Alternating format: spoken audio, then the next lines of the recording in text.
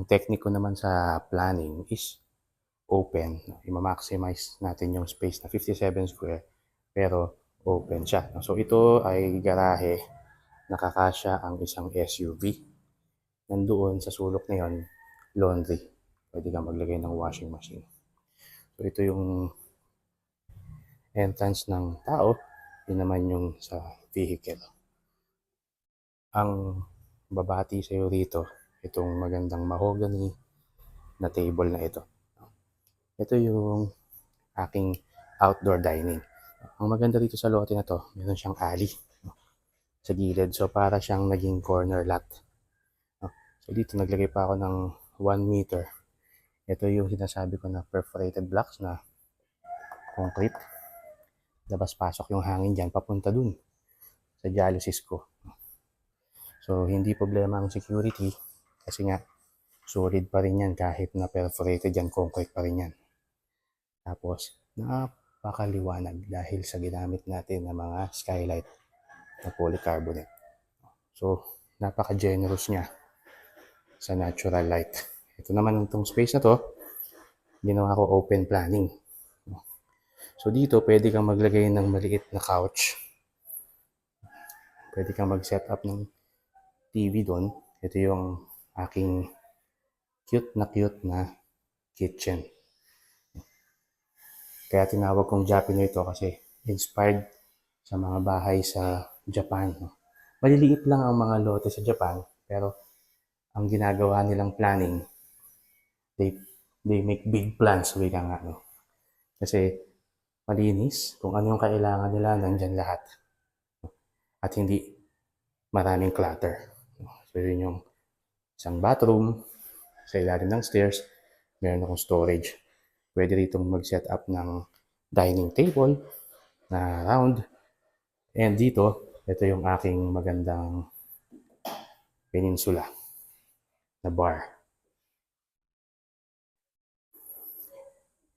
Kaya na-maximize natin dito yung 57 square meters.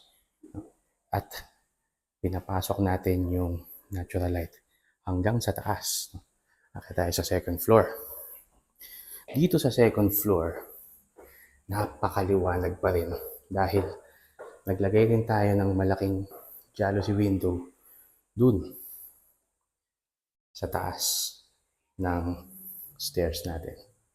Itong space na to is another provision sa isa pang bedroom. Ang gagawin mo lang, lagyan mo ng partition dito kung gusto mo. Pero I suggest, pwede mo siyang gawing sliding na glass partition kung gagawin mo siyang bedroom. Kasi ngayon, nakadesign to as TV room. Yan. Ito yung ating toilet and bath. Maaliwalas din, no?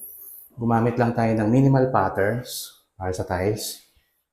And white.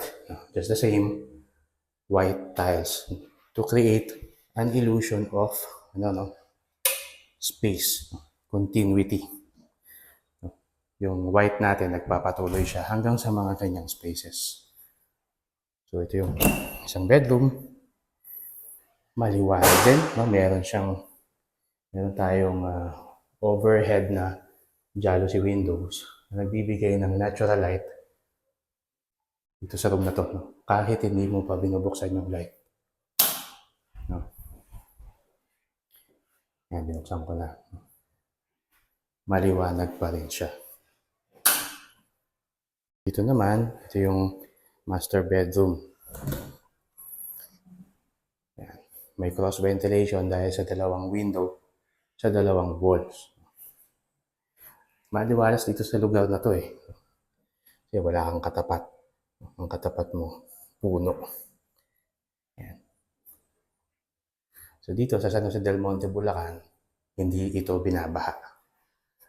So ito, yung magandang headboard, no? Ito lang yung naibang color ko kasi nga headboard siya. Gusto ko naman mag-create ng illusion ng depth. No? Na kapag nandito na yung queen size bed, merong kakaiba namang drama. So, itong master bedroom, ito yung meron ng kakaibang accent wall. Pero the rest, all